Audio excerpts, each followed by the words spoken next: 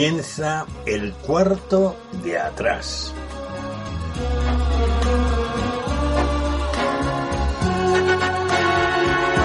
El cuarto de atrás es un tiempo para conversar entre amigos acerca de temas que nos importan. No pretendemos dar sentencias ni valoraciones especializadas, sino aportar las opiniones de personas como tú que se detienen a pensar en asuntos importantes que ocurren en nuestro mundo. El cuarto de atrás abre sus puertas durante una hora para tratar temas de actualidad desde una perspectiva diferente, la mayoría de las veces en tertulia, aunque de vez en cuando también entramos en un tiempo más íntimo y en vez de tertulia es una entrevista. En todo caso, nuestro acercamiento a la actualidad procuramos siempre que sea en perspectiva cristiana, porque esta es una emisora cristiana. Acompañamos el tiempo del cuarto de atrás, o más bien lo sazonamos con 2 o 3 breves pizcas de adobo musical. Preferimos temas de la gran música, también llamada clásica, aunque de vez en cuando escuchamos música de otros estilos y épocas, pero música que agrada escuchar, que motiva,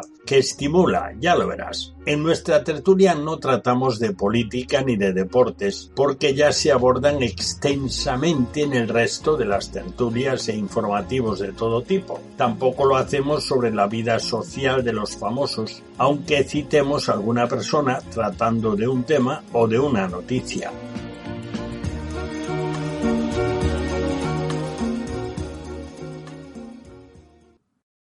Bienvenidos al cuarto de atrás, nuestra tertulia semanal. Hoy trataremos 2 temas que seguramente nos preocupan a todos, como pasa siempre, a unos más que a otros, pero siempre ha sido así. Por una parte, hablaremos por enésima vez del incremento del control de nuestros movimientos y vidas privadas ensayado durante la pandemia, que con nombre o sin él, parece que sigue entre nosotros. Por otra parte, nos aproximaremos, en la medida de lo posible, a la manipulación de la información, tanto en relación a la pandemia como de los sucesos nacionales e internacionales, aunque aumentando los titulares truculentos y cuidando extraordinariamente no salirse de lo políticamente correcto ni del discurso oficial. Creemos que la COVID-19 ha permitido llevar esto a cotas impensables.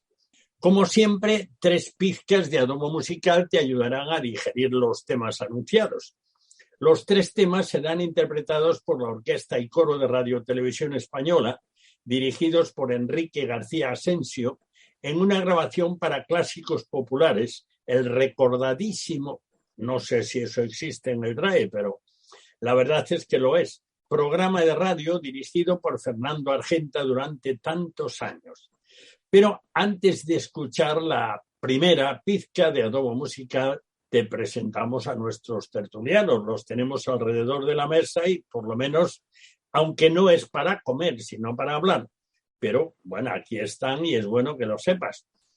Tenemos a Camilo Esperón, siempre atento a la actualidad y a los recovecos de la misma. Bienvenido, Camilo. Bien hallado, buenas noches. Asimismo, nos acompaña Flor Sánchez, nuestra profe, que de una manera particular, aparte de los medios de comunicación y todo eso, respira la actualidad a través de sus alumnos y de los padres de sus alumnos. Bienvenida, Flor.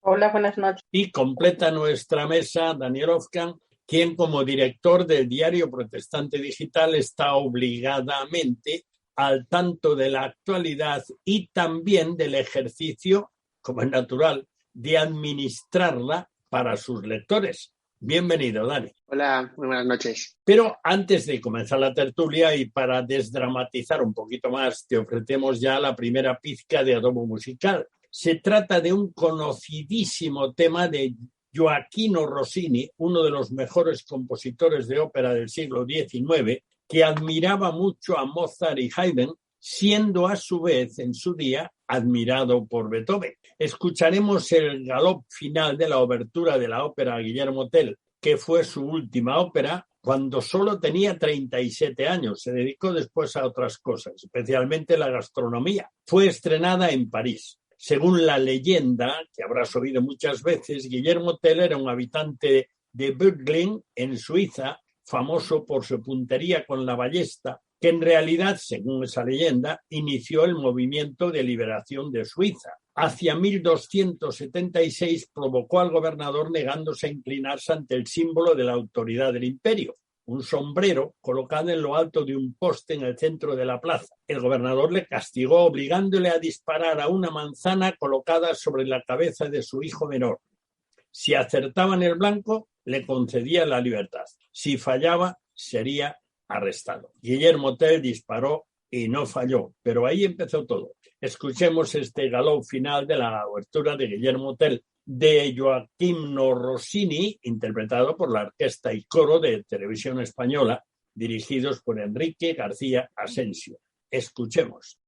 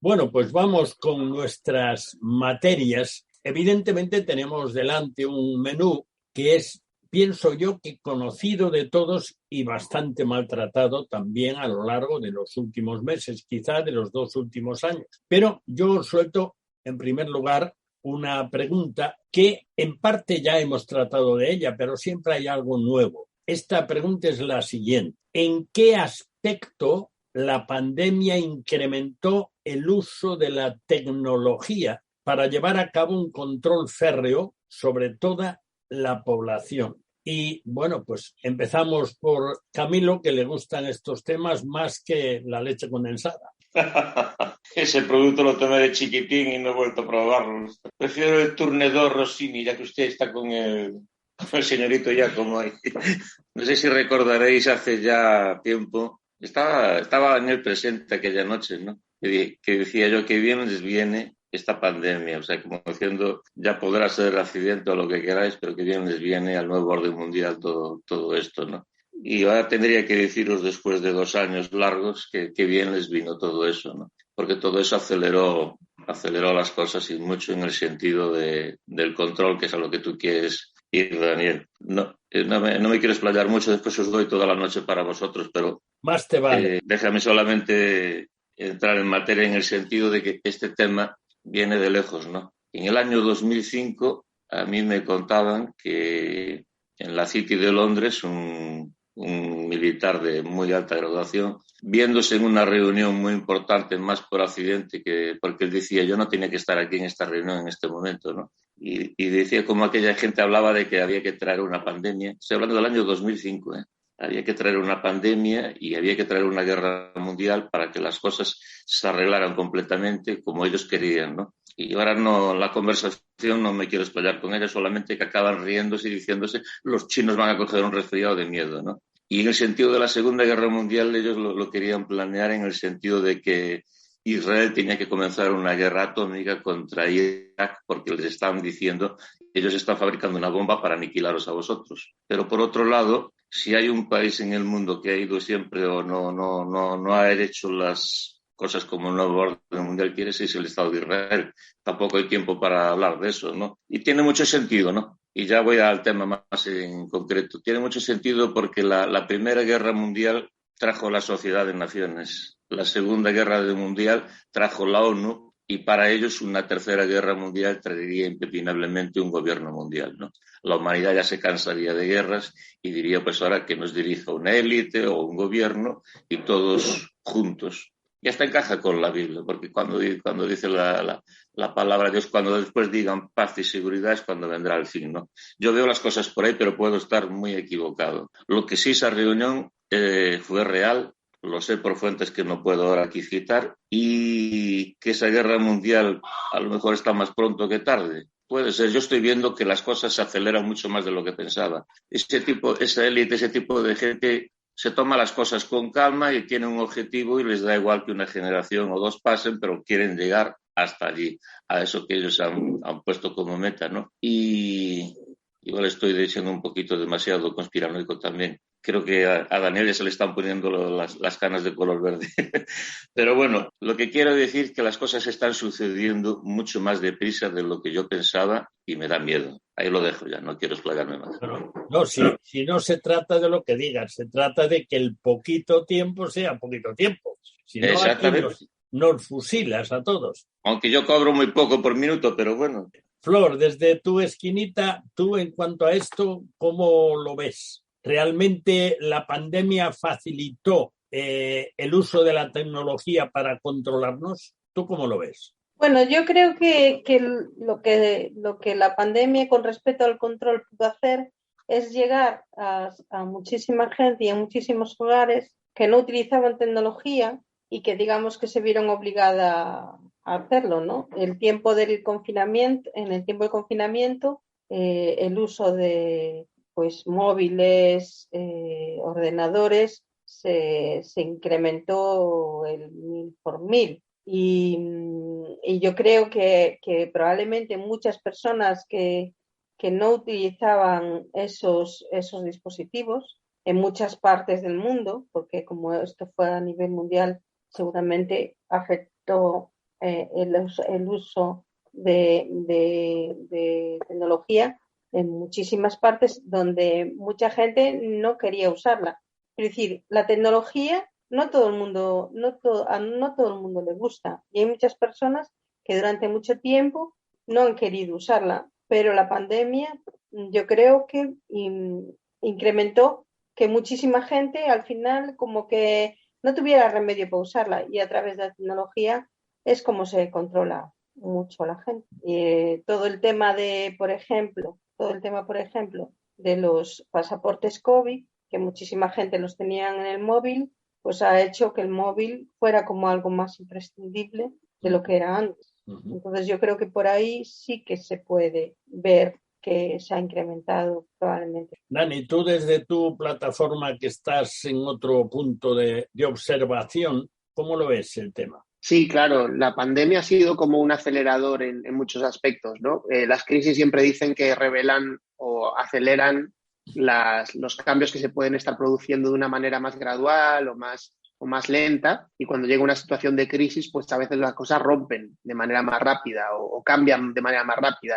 Y al ser una pandemia además que ha afectado de manera mundial y que se ha intentado afrontar también con medidas acordadas a modo mundial, pues podemos ver un efecto en ese sentido globalizador de consecuencias también que ha tenido en la población. Y esto que decía Flor ahora en cuanto a la tecnología es lo más evidente. Una de las cosas que hemos visto ha sido cómo esa tecnología se ha utilizado por parte de los gobiernos para el control y cómo de alguna manera también la mayoría de la población ha sido obediente en un sentido mayoritariamente a esta situación. No estoy criticándolo, no quiero ponerme en el punto de decir que esté mal en sí, porque yo creo que en algunas situaciones y en algunas circunstancias sí que era necesario, pero evidentemente eso ha creado un caldo de cultivo que en manos incorrectas o en otras circunstancias puede ser bastante peligroso.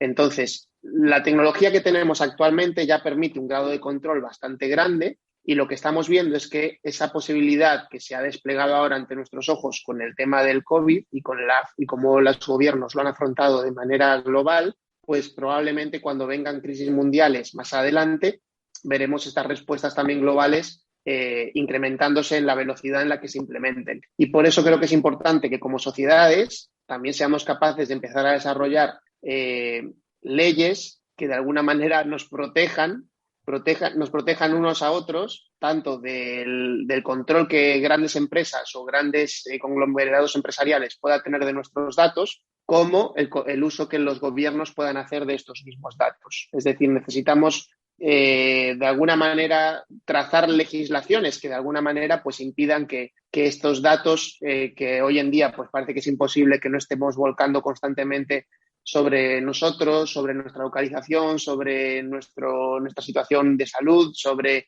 muchos aspectos que antes quizá eran más privados o no era tan fácil conseguir, pues ahora están al alcance de los gobiernos o de las empresas, y tenemos que, de alguna manera, trazar una nueva constitución, por así decirlo, que nos ayude a protegernos y a proteger lo que es la intimidad, que hoy en día pues está amenazada por la facilidad con la que la tecnología permite a otros poder acceder a esos datos. Hay una cuestión que he oído bastante últimamente, y es la siguiente.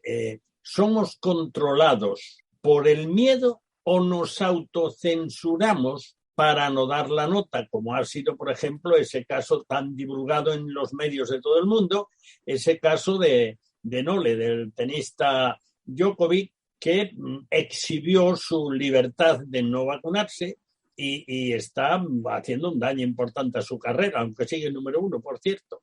Tú, Dani, ¿cómo lo ves esto? ¿Es una autocensura que nos estamos aplicando nosotros mismos para no dar la nota o es miedo? Bueno, depende del caso. Claro, habrá casos en los que sí que hay un miedo, pero claro, ¿el miedo a qué? Esa es la cuestión. A veces esto es un poco lo que habría que preguntarse. Claro, con el COVID, si tienes miedo a enfermarte y te dicen que la vacuna es una solución que te va a proteger, pues considero que es una reacción bastante normal el que muchas personas hayan decidido vacunarse y lo estén haciendo. Es decir, confían en que es una solución que se les provee, que puede tener sus riesgos, por supuesto, también, pero los valoran y lo deciden así. Igual que el que no se vacuna, muchas veces ha sido también por miedo. Es decir, ¿cuántas personas sabemos que no se han vacunado y es porque tienen miedo de los efectos que pueda tener la vacuna o porque a veces también piensan que la vacuna puede tener otros efectos que no están contemplados por parte de las autoridades sanitarias. Entonces, claro, el miedo, a eso me refiero, que puede ir tanto por un lado como por el otro. Yo creo que para no dejarnos guiar por el miedo en ese sentido, pues uno tiene que intentar informarse, ¿no? Y formarse dentro de lo posible. Y también en un sentido tenemos que construir una cierta confianza, es decir, algo que preocupa mucho y que realmente se ha visto que hace mucho daño a la sociedad, es cuando no somos capaces de tener confianza prácticamente en nadie y en nada. Y nos volvemos temerosos y de alguna manera pensamos que solo nosotros y nuestro entorno más cercano son los que de alguna manera en los que podemos confiar. Y eso es una situación que se ha generado mucho también en torno a la pandemia, porque ha sido una situación crítica, en las situaciones extremas y críticas esto también ocurre, pues por eso puede ser una circunstancia que puede ser peligrosa en un sentido. Uh-huh. Pero bueno, yo creo que como cristianos también tenemos ciertas seguridades que nos pueden ayudar a navegar en estas situaciones difíciles.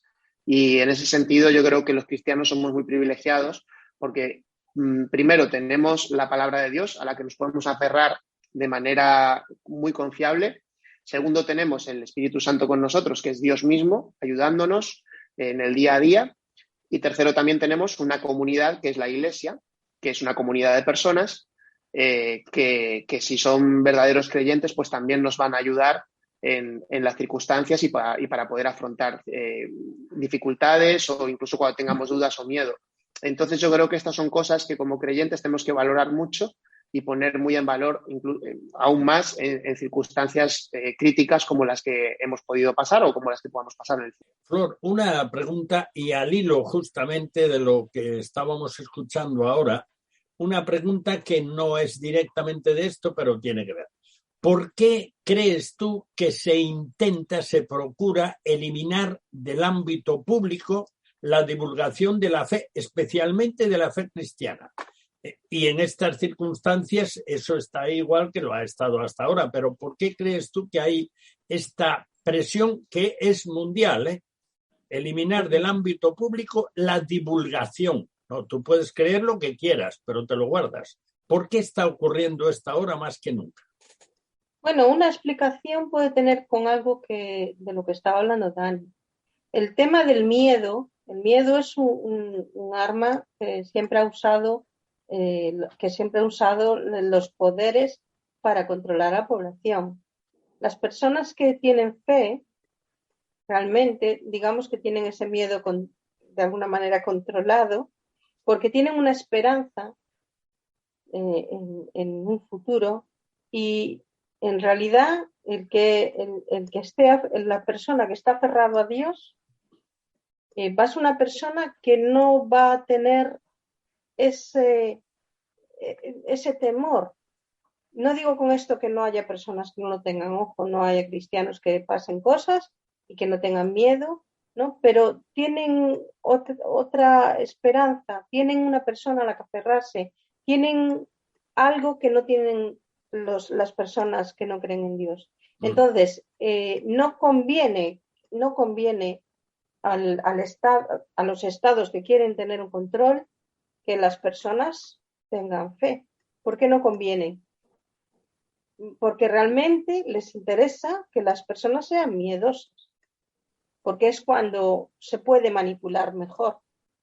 A las personas que tienen miedo y que necesitan tener un mínimo de seguridad, se les puede hacer pensar que es más seguro hacer ciertas cosas, tener ciertas leyes, ¿entiendes? ¿Entendéis que no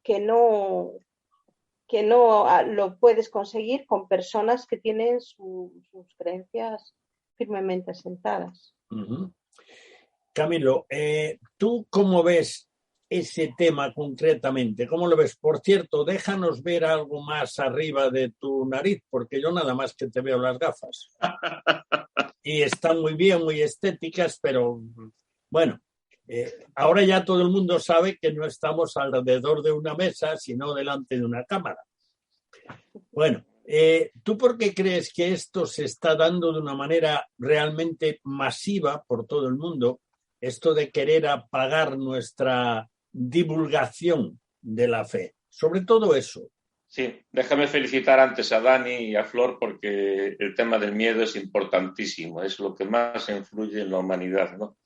Ya dijo Maquiavelo, Maquiavelo no es de ayer ni de antes de ayer, él decía: quien controla el miedo de la gente se hace dueño de sus almas. Y esa máxima de Maquiavelo ha estado siempre ahí. Los estudios, digamos, de dominación de masas han descubierto que siempre el miedo es lo que más funcionaba, ¿no? Tú puedes tratar de hipnotizar a la gente, drogarla, darle mensajes subliminales, se ha probado de todo, se ha investigado de todo, y el miedo es lo que funciona, y ya tenía razón Maquiavelo hace siglos, ¿no? Por lo tanto, ¿por qué se persigue tanto al cristianismo? Porque es el antagonista de esta élite de que yo hablaba antes, ¿no? Ellos, voy a ser muy claro, y al que no le guste, allá él, pero es así, ellos adoran a Lucifer, creen que es el verdadero Dios, esa es la filosofía que hay detrás de esa élite, y por tanto el cristianismo hay que aniquilarlo de todas las formas posibles.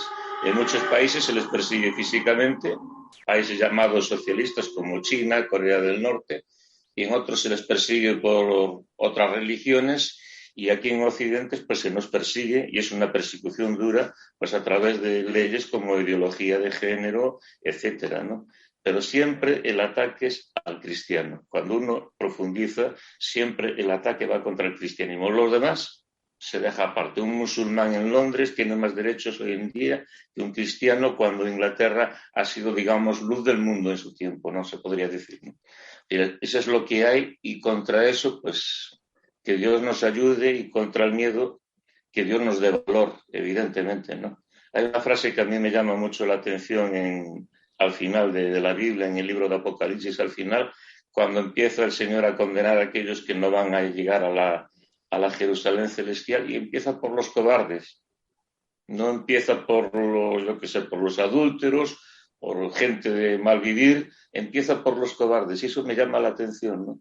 No debemos dejarnos nunca dominar por el miedo, y coger valor, aferrarnos al Señor, a la fe, y pelear la buena batalla, ¿no? Como decía Pablo, ¿no? Para mí esa es la única receta que hay hoy día.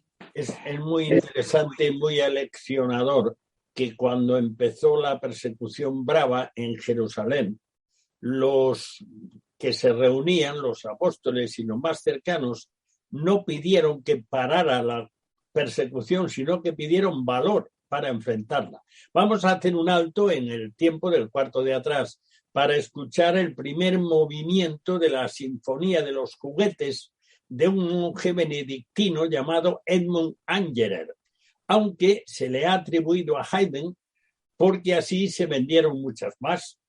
La Sinfonía de los Juguetes es una obra del clasicismo, ese periodo de la música que va entre 1750, el año en que murió Juan Sebastián Bach, a 1810. Escuchemos a la orquesta y coro de Radio Televisión Española, dirigidos por Enrique García Asensio, en una grabación para clásicos populares. Para mí ha sido muy importante ese programa, el recordado programa de radio dirigido por Fernando Argenta durante muchos años, interpretando el primer movimiento de la Sinfonía de los Juguetes, no de Haydn, sino de Edmund Angerer. Escuchemos.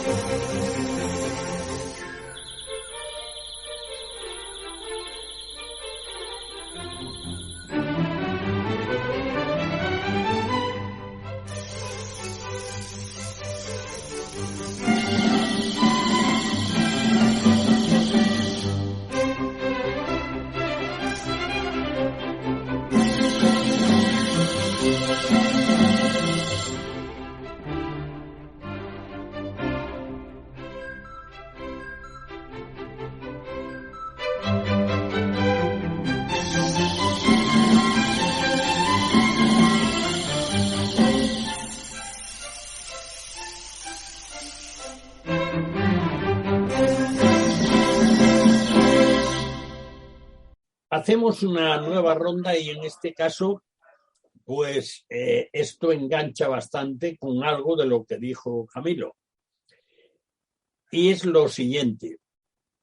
Se está intentando, o a lo mejor se ha intentado siempre, pero bueno, se intenta modificar la sociedad desde sus cimientos y esta es una oportunidad de oro. ¿Tú cómo lo ves, Dani? A ver, evidentemente ante la situación que se está viviendo en el mundo, hay como una situación crítica que se está viendo desde una perspectiva histórica. Hay bastantes personas que ya están apuntando a una especie de fin de ciclo en varios aspectos, ¿no? Por una parte, en el tablero global, parece que estamos ante el momento del declive definitivo, casi definitivo de Occidente, que evidentemente ya sabemos que está en declive porque lo hemos hablado muchas veces en esta tertulia, y el ascenso de otras zonas en el mundo mucho más pujantes, como pueden ser Asia o como puede ser África, en muy pocos años, ¿no?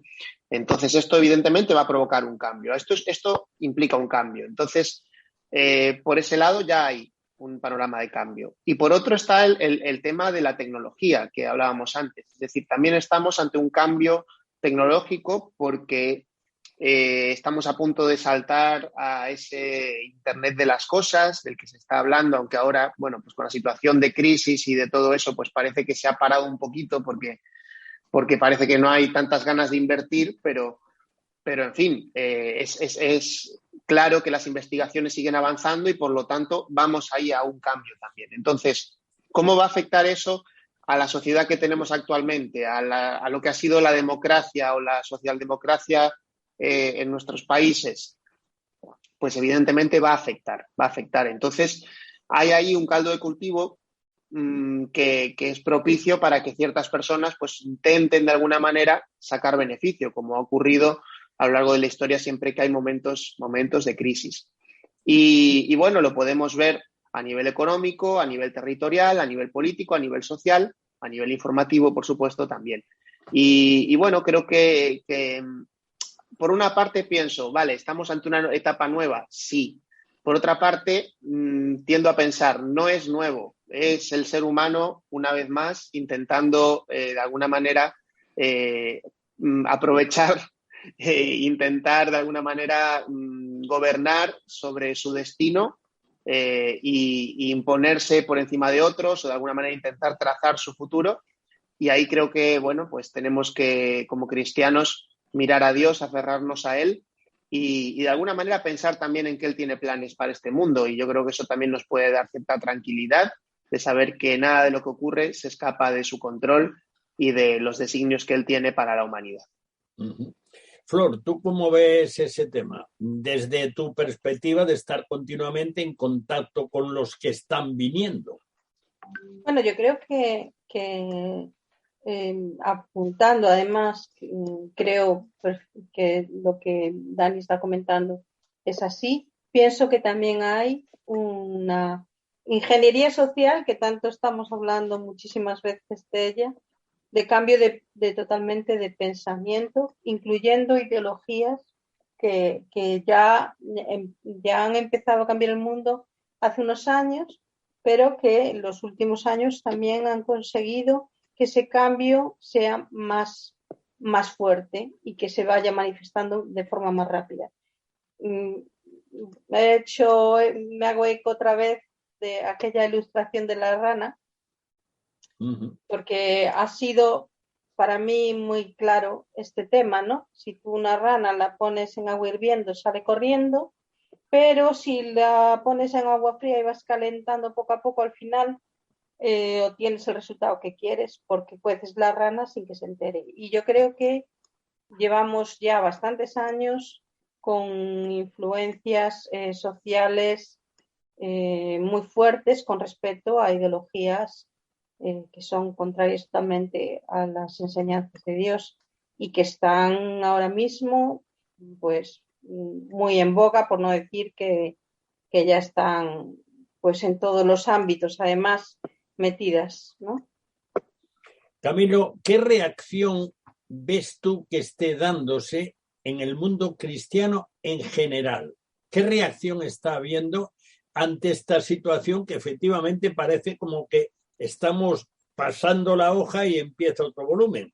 ¿Qué reacción estás viendo tú en el mundo cristiano? Paradójicamente, yo creo que de momento no hay mucha reacción, por no decir ninguna, y los cambios son inminentes, porque es un nuevo sistema, como bien decía Dani, ¿no?, el que se está implementando rápidamente.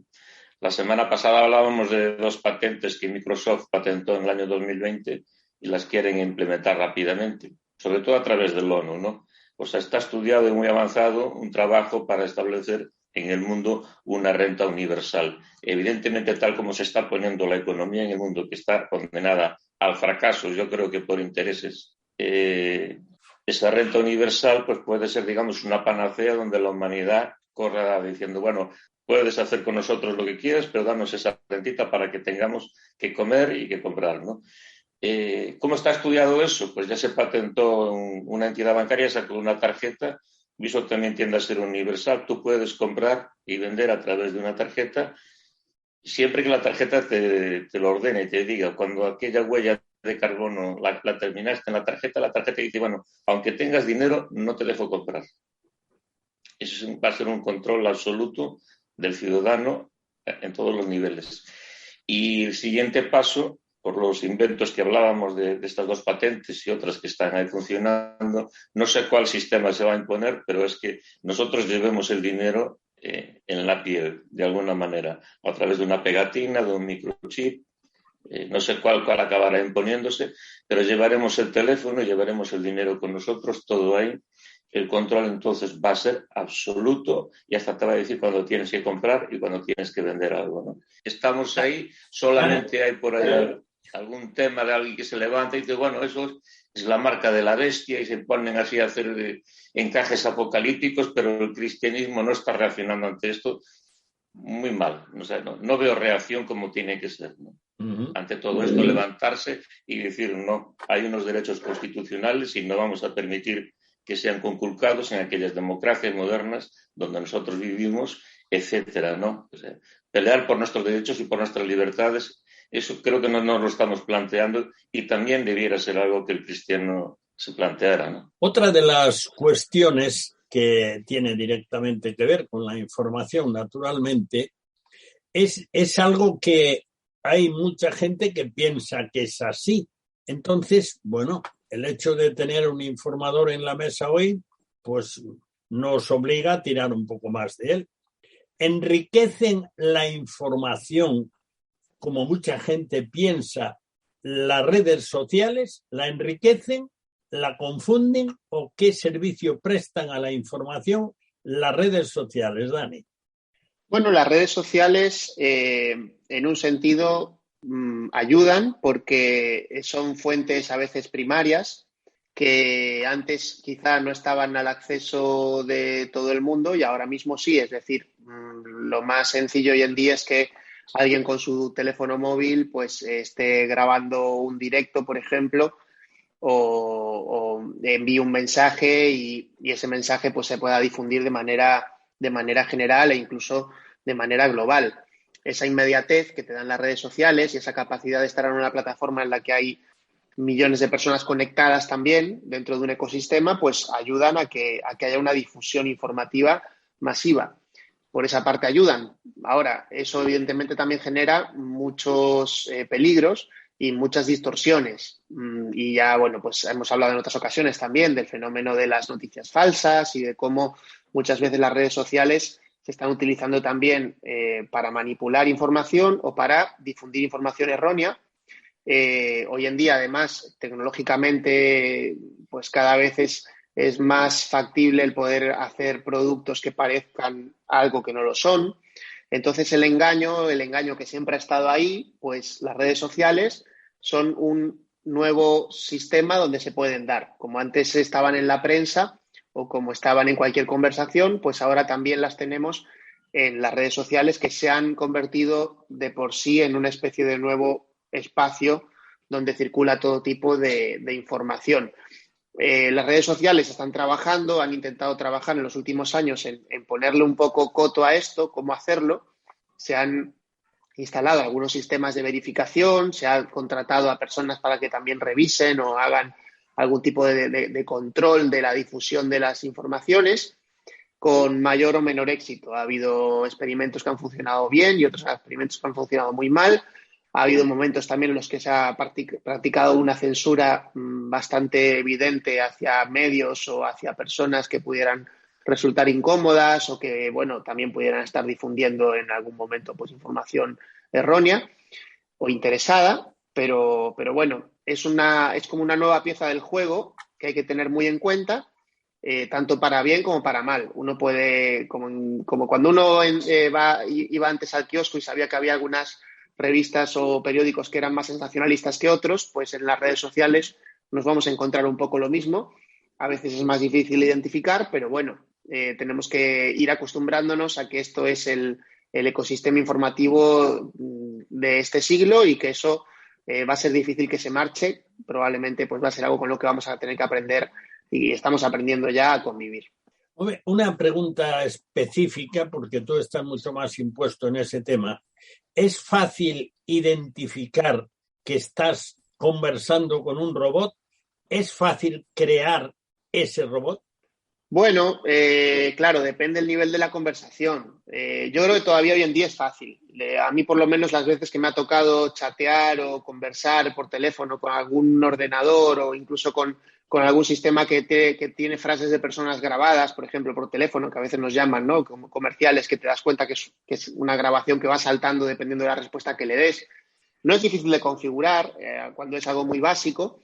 Pero claro, sí que hay tecnologías mucho más avanzadas, aunque no al alcance de todo el mundo, que sí consiguen pues una mimetización y un aprendizaje bastante elevado de lo que sería un nivel conversacional con el ser humano. Pero todavía estamos lejos, ¿no? Estamos lejos todavía de niveles de conciencia, por así decirlo, de inteligencias artificiales que sean capaces de suplantar lo que es el ser humano en el nivel comunicativo. En otros niveles, pues sí, lo que es lo que tiene que ver más con el procesamiento de datos puro y duro. Pero el tema del lenguaje pues es un tema bastante complejo y el tema de la comunicación pues también. Yo creo que, bueno, que sí que lo que hay hoy en día son herramientas que, por ejemplo, pueden ser manipuladas y que eso sí que da un poco más de miedo. Por ejemplo, hay herramientas ya que hoy en día son capaces de manipular vídeo o manipular audio para que una persona parezca que está diciendo lo que no está diciendo o que parezca que una persona está en un sitio sin que esté. Y eso hoy en día sí que está ya bastante accesible. Sigue siendo todavía no perfecto, es decir, se sigue pudiendo identificar todavía que no es totalmente humano, pero sí que hay una capacidad en un sentido de ficcionar la realidad a un punto, solo con tecnología, a un punto que hasta ahora pues no habíamos visto. Y eso sí está ahí y bueno, yo creo que va a ser el próximo gran desafío que nos viene ahora, porque todavía no hay mucho, pero ya empieza a haber algunas cosas de este estilo y bueno, es un nuevo reto que tendremos para en este mundo pues en el que hay tantas maneras de engañar, pues una nueva. Camilo, ¿tú cómo ves este tema? Te voy a decir, Dani, una cosilla que puedes buscar la información en medios serios que la vas a encontrar. El otro día en una universidad se hizo un experimento, como una cata a ciegas, ¿no? Que eso Daniel sabe mucho de catas a ciegas, que conoce muchos enólogos, ¿no? Pues, decir cuáles son los mejores vinos sin ver la etiqueta, ¿no? Pues la cata en esa universidad se hizo con personajes creados por inteligencia artificial y personajes reales. Y les dijeron, bueno, 5 son irreales, 5 son seres naturales, de carne y hueso que están hablando contigo. Pues ganó la apuesta la inteligencia digital. La mayoría optaron por elegir personajes digitales. Fíjate ya lo complicado que es diferenciar un ser creado por inteligencia artificial, un avatar o llamémoslo como queramos, de un ser real, ¿no? Ahí está el tema, es muy complicado. Es fácil de engañar. Y yo cada vez me asusto más, que cada vez veo más por ahí gente, aunque no estoy en las redes sociales, cada vez me encuentro más tierraplanistas, gente que piensa que Elvis Presley está vivo, que hay seres reptilianos por todos lados, etcétera, etcétera, y eso es un convencimiento que se está llevando a cabo a través de redes sociales y otros medios audiovisuales, ¿no? Sí, y es triste. ahí sí. Una cosa que ocurre en ese sentido es que es muy fácil en Internet, en las redes sociales, sobre todo encontrar esto que le llaman ahora cámaras de eco o burbujas que reafirmen o confirmen un poco las ideas que tú llevabas previamente. Entonces, sí que es muy fácil, pues eso, a veces, como empiezas a desconfiar un poco de la información oficial, lo cual es muy sano, a veces te puedes acabar yendo demasiado. Y bueno, pues justamente, ¿no? Hay movimientos pues que hablan de los reptilianos hoy en día y te lo dicen pues claramente, que piensan que hay muchos reptilianos a nuestro alrededor. O bueno, lo que hablabas del terraplanismo, por ejemplo, y otras teorías que nos parecerían muy locas en su momento, pero que hay gente que hoy en día las está adoptando como si fueran verdad. Y claro, una de las cosas que ocurre en Internet es que no son los únicos. Y cuando tú no eres el único y encuentras una comunidad, aunque sea muy pequeña, que de alguna manera vaya en la misma línea que tú, pues eso es un efecto ya de grupo que te da mucha fuerza, ¿no? Y realmente hace más difícil que una persona a veces sea capaz de salir del engaño en el que pueda estar. Es una barrera que también está ahí, ¿no? Y es una parte también del ecosistema de sobreinformación en el que vivimos, que la verdad es que hoy en día, claro, una de las cosas que permite también las redes sociales y el Internet en sí, porque al final las redes sociales dependen es un hijo legítimo de todo el ecosistema de Internet, pues justamente que todas las personas sean capaces de contar su historia y pues encontrar personas que piensen un poco como uno y a partir de ahí pues pasa lo que pasa, ¿no? Flor, ¿tú cómo estás viviendo esto? Bueno, yo creo que yo voy a la pregunta original acerca de las redes sociales. Bien. Pienso que con respecto a algunos temas, las redes sociales pues nos llevan a tener información pues de cosas que probablemente no sabríamos. ¿A qué me refiero? Pues por ejemplo, en conflictos como hay ahora, en conflictos bélicos, el que una persona con un móvil pueda transmitir un mensaje significa que no estamos tan ciegos como podríamos estar si las redes sociales no existieran y existieran ese medio de comunicación en ese momento con respecto a las guerras, porque eso antes no pasaba, ¿no? Uh-huh. También pienso que hay excesiva información.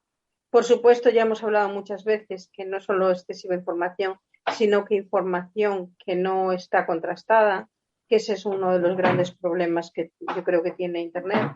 Luego, obviamente, en las redes sociales, los temas de engaño, siempre hubo el tipo de la estampita, lo había tal, y en redes sociales, pues obviamente va a seguir habiéndolo, ¿no? Es una nueva era donde tendremos que seguramente tener pues mucho cuidado y muchos retos nuevos con respecto a temas que antes no existían, pero que ahora están ahí delante, ¿no?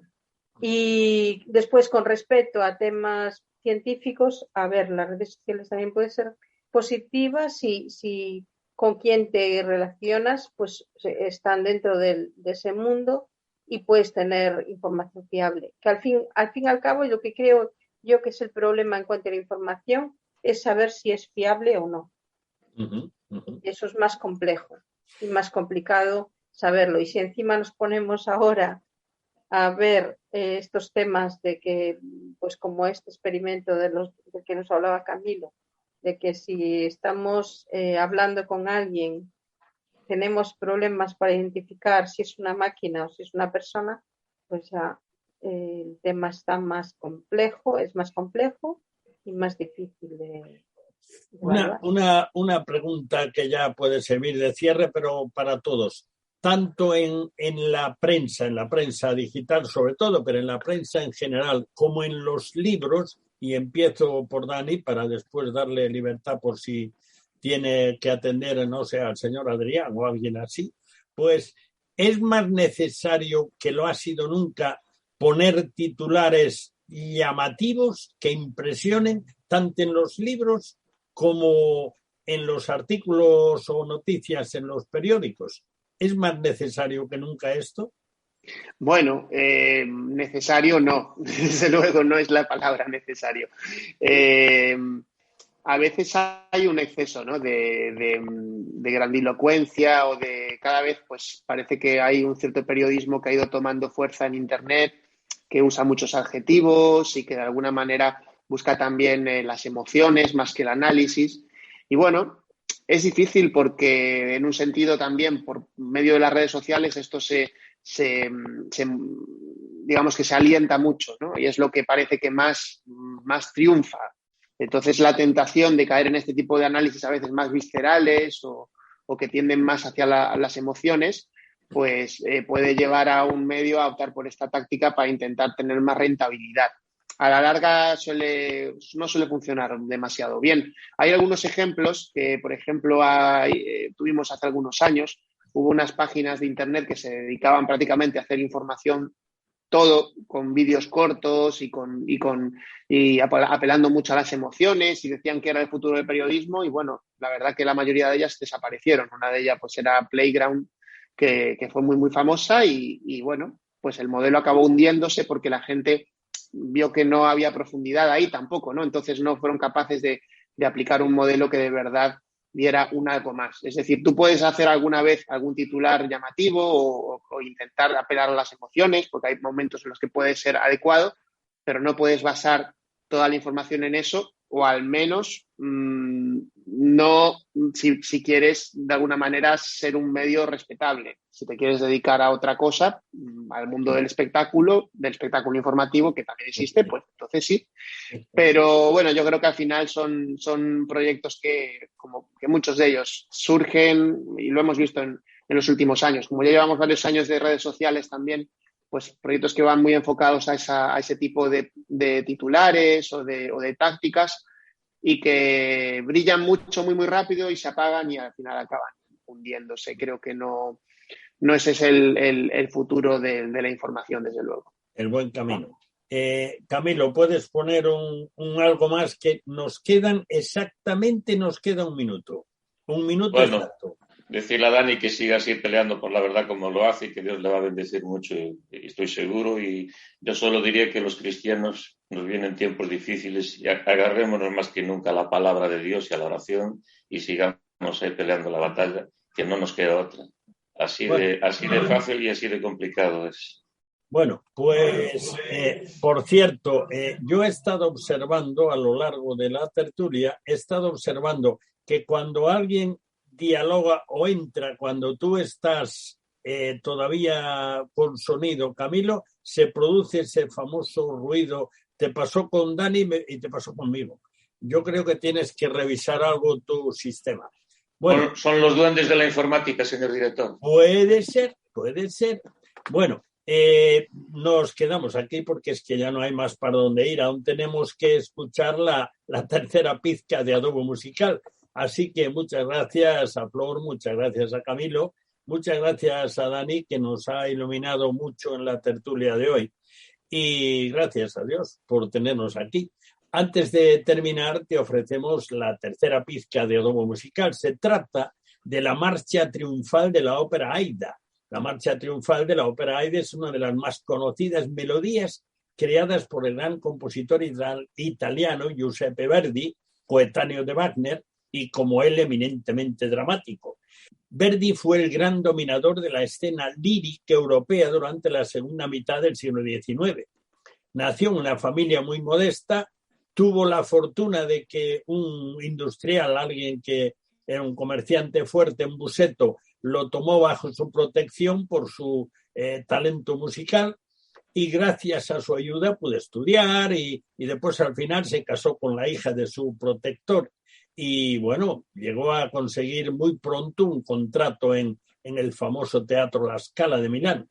Aida es una ópera de gran espectacularidad con cientos de actores y cantantes decorados impresionantes. Se estrenó en el Cairo en 1871 en Navidad. Desde entonces es una de las más representadas del mundo. Transcurre en el Antiguo Egipto, cuenta el desgraciado amor entre el general egipcio Radamés y una bella esclava hija del rey de los etíopes. Se aman y están separados por la guerra entre sus países. La marcha triunfal la parte más conocida de la obra y que suena muchísimo en la radio, es en el acto segundo, coincidiendo con la entrada victoriosa de Radamés.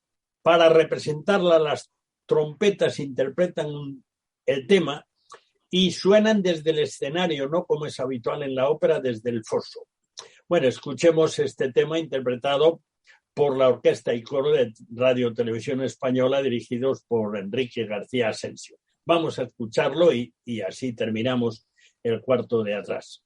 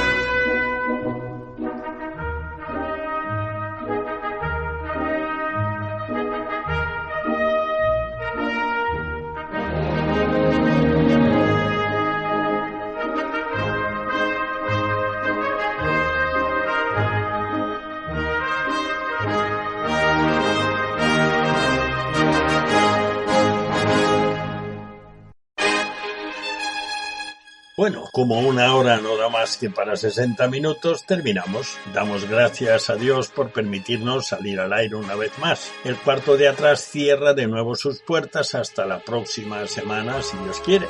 Muchas gracias por acompañarnos en este rincón familiar al que tienes acceso libre. Te esperamos el próximo día, a la misma hora y en esta misma emisora. No nos faltes. Dios te bendiga. Te habló Daniel Baruja.